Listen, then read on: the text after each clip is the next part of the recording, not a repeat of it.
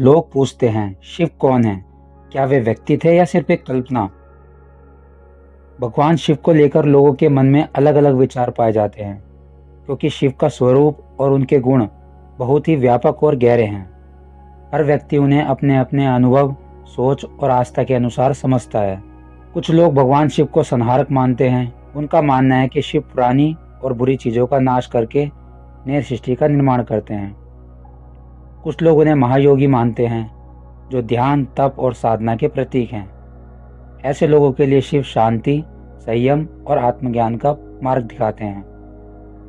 कुछ लोग भगवान शिव को भोलेनाथ कहते हैं, क्योंकि वे बहुत जल्दी प्रसन्न हो जाते हैं और सच्चे मन से मांगने पर भक्तों की मदद करते हैं। वहीं कुछ लोग शिव को परिवार वाले देवता के रूप में देखते हैं। माता पार्वती, गणेश और कार्तिकेय के साथ जो प्रेम, जिम्मेदारी और संतुलन का संदेश देते हैं। इस तरह अलग अलग लोगों की सोच, आस्था और समझ के कारण भगवान शिव को लेकर विभिन्न विचार बनते हैं। यही शिव की महानता है कि वे हर व्यक्ति को उसके भाव के अनुसार मार्गदर्शन देते हैं। तो क्या शिव असल में यही हैं? ऋषि मुनियों ने तपस्या की। तपस्या से मेरा मतलब समझिएगा। अक्सर जब हम तपस्या शब्द सुनते हैं तो हमें आग, जंगल और शरीर के कष्ट याद आते हैं। ऋषि मुनि आग में बैठकर तपस्या करते थे। क्या सच में यही तपस्या थी? नहीं। ऋषि मुनियों ने तपस्या आग वाली नहीं की थी। अगर तपस्या सिर्फ शरीर को कष्ट देना होता तो ज्ञान का जन्म कैसे होता? ऋषि मुनियों ने भूख, भोग और भय तीनों को देखा और उनसे बंधन तोड़ दिया।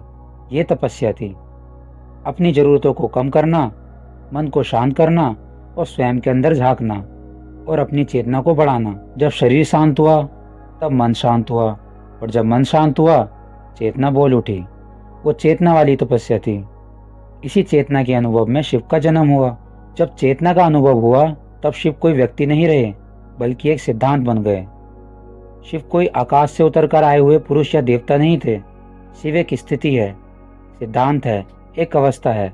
शिव का अर्थ है कल्याण। शिव का अर्थ है जो शेष रह जाए, जब सब कुछ नष्ट हो जाए, नाम, रूप, विचार, अहंकार, तब जो बचे वही शिव। मतलब शून्य, स्थिरता और जागरूकता। चलिए और स्पष्ट करते हैं। शिव का अर्थ, जहाँ ना इच्छा है, ना भय, ना अहंकार। इसलिए शिव को ध्यान में, शून्य में और समाधि में पाया जाता है। शिव का मतलब है जो बदलता नहीं, वही सत्य है। आज साइंस भी कहती है पूरा ब्रह्मांड 5 तत्वों से बना है। पृथ्वी, जल, अग्नि, वायु, आकाश। और शिव को कहा गया है पंचमहाभूतों के स्वामी। योगियों ने हजारों साल पहले जो कहा, आज विज्ञान वही दोहरा रहा है। विज्ञान कहता है एनर्जी ना पैदा होती है ना नष्ट होती है, बस रूप बदलती है। ऋषियों ने भी यही कहा, आत्मा ना जन्म लेती है ना मरती है, दोनों एक ही बात कर रहे हैं। शिव को कहा गया है अनादि, यानी कि अनंत, यानी कि जिसका ना आरंभ है ना अंत। शिव किसके स्वामी हैं? शिव किसी एक के नहीं, शिव सबके स्वामी हैं। देवों के भी देव महादेव, समय के स्वामी महाकाल, जीवों के रक्षक पशुपतिनाथ। जिसके पास कुछ नहीं, शिव उसके भी स्वामी हैं, और जिसके पास सब कुछ है, शिव उसके भी स्वामी हैं। शिव राज नहीं करते, शिव संभालते हैं। इसलिए कहा गया है जो शिव को मान ले वही शिव का हो जाता है। देखिए, साइंटिफिक फैक्ट है, जब दिमाग शांत होता है तब हायर अवेयरनेस पैदा होती है, यानी कि एक्टिव होती है। ऋषि मुनियों ने इसे पहले ही जान लिया था। इसलिए शिव पूजा का विषय नहीं, अनुभव का विषय है। अगर आप शिव को पाना चाहते हैं तो बाहर मत ढूंढिए, अपनी चेतना के अंदर जाइए, अपनी चेतना को समझिए। इसलिए मैं बोलता हूँ, जागरूक बनिए और अनुभव कीजिए। आने वाली महाशिवरात्रि की सभी को शुभकामनाएं। जय शिव शक्ति। हर हर महादेव।